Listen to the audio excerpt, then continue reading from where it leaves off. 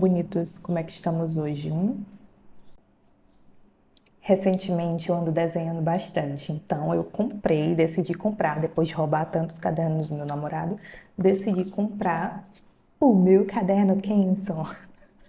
Não é publicidade, mas é porque esse caderno aqui é top e ele é vermelho. Eu jurava que era laranja, mas ele é vermelhinho mesmo. E aí eu tava desenhando esse bendito desenho aqui, e aqui é melancolia, tá? Esse bendito desenho aqui que me fez refletir bastante sobre ele. Porque assim, ó, tecnicamente esse desenho era para ser uma mulher assim. E eu tô tentando desenvolver técnicas de sombra, técnicas de perspectiva que eu nunca aprendi na vida. Inclusive, eu não consigo desenhar mãos até hoje. Mãos para mim é a coisa mais complicada que existe. Mão, uma cor tão simples para mim é a coisa, meu Deus. Eu desenho tudo menos a mão. E aí eu tava desenhando, né, essa mulher, uma mulher totalmente aleatória que eu vi no Pinterest. Pinterest, de novo essa palavra. E aí, o que aconteceu? Eu fiquei pensando que na minha cabeça, né, por exemplo, enquanto eu desenhava, eu fiquei comparando todos os desenhos que existem na minha memória. Desde os desenhos da adolescência, que é os que eu me lembro, que eu não lembro mais de nenhum da infância, até agora, até os meus 30 anos. E nisso eu comecei a reparar que eu não tive uma evolução tão alarmante, tão visível como os desenhistas que passam na internet. Infelizmente é uma comparação e isso acontece. Não é pra gente se comparar, mas isso acontece. Então, eu fiquei pensando assim, sabe por que esses desenhistas eles atingem o máximo deles? É porque é uma coisa muito clara, eles ficam estudando aquelas técnicas, são técnicas, não são dom, né? O desenho nunca veio de um dom, vem de técnicas. E aí eu fiquei pensando assim, poxa, minhas técnicas elas não evoluíram tanto porque eu não fico estudando essas técnicas. Eu não tento desenvolver tanto os meus hobbies como eu gostaria. É tipo um bloqueio que eu tenho de desenvolver alguns hobbies, né? Então, quase tudo que eu sei vem da minha mente, vem de mim, não vem de técnicas que eu aprendi, entendeu? Vem da minha cabeça. Eu não fico indo atrás para desenvolver essas técnicas quando é em relação aos meus hobbies. E eu acho que isso me deixou um pouco frustrada, sabe, ontem, porque eu fiquei pensando assim, tá, isso é um tipo de procrastinação. E as pessoas, às vezes, elas procrastinam. Existem dois tipos de procrastinação na minha mente. É a procrastinação de você ter medo do fracasso, de você ser uma fracassada, tipo, fracassar no desenho, ter desenhos feios, fazer desenhos feios, tanto para você quanto para os outros. E tem o fracasso, que é o medo de você ter um sucesso com aquilo. Imagina, você descobriu, né, estudou muito e foi descobrindo que ao longo da tua jornada aí no desenho, que tu faz desenhos muito bonitos. E aí um dia tu faz um desenho assim muito espetacular e tu nunca mais consegue de jeito nenhum fazer aquele desenho. E aí tu se frustra porque tu não consegue mais fazer um desenho tão perfeito como tu tinha feito, como tu gostaria de fazer sempre. E também tem a questão, é muito difícil você permanecer em uma coisa boa para sempre, sabe? E quando tu trabalha com essa questão de arte, com essa coisa de criatividade, você se torna uma pessoa muito autocrítica. E para um autocrítico é muito difícil permanecer sendo bom. Porque não vai rolar, vai ter um dia que tu vai fazer uma porcaria, vai ter um dia que tu. Uma porcaria pra ti, eu tô dizendo pra ti, não é pros outros, sabe? Porque os outros podem achar as coisas, tuas coisas sempre legais, bonitas, tal, mas pra ti, nossa, que merda é essa que eu tô fazendo, sabe? Essa responsabilidade, essa autocrítica, essa cobrança excessiva pela busca daquela coisa perfeita, daquela coisa muito linda que é para ti, ou de alguma coisa muito legal que tu fez, também dá muito medo. Eu acho que, na verdade, dá mais medo do que o medo do fracasso, sabe?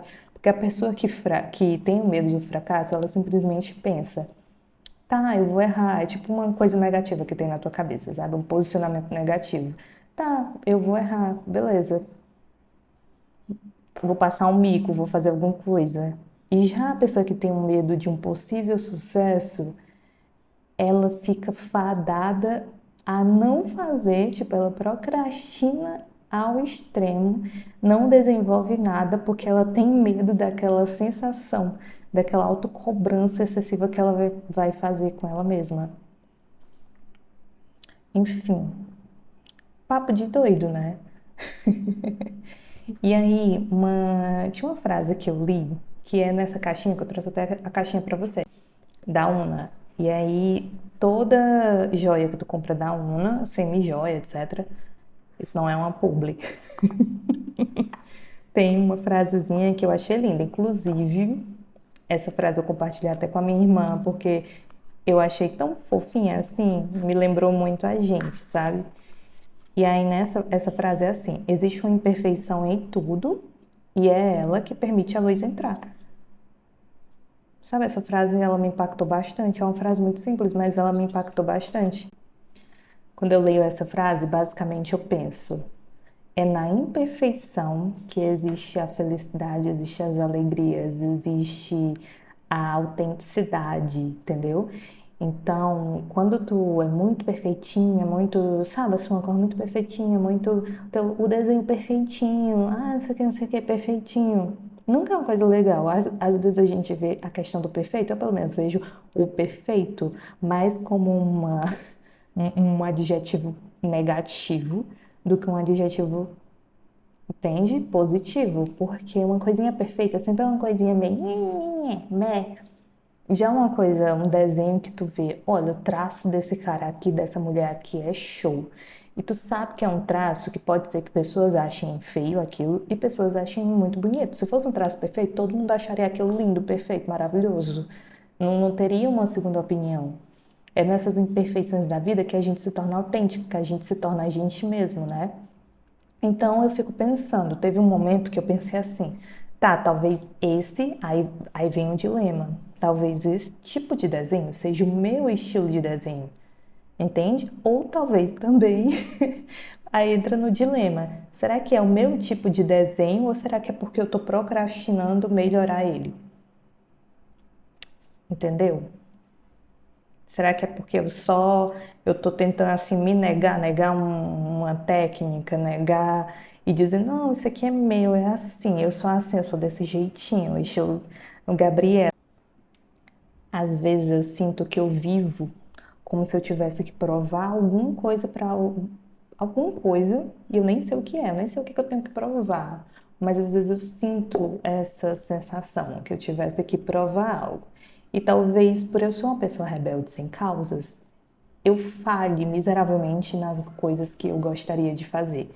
E eu não tô falando nesse sentido de trabalho, porque assim, em trabalho, eu sinto que eu sou uma pessoa legal, sabe, no trabalho. Mas em questão de para mim, de mim para mim, que são meus hobbies, eu sinto que eu tenho uma certa dificuldade.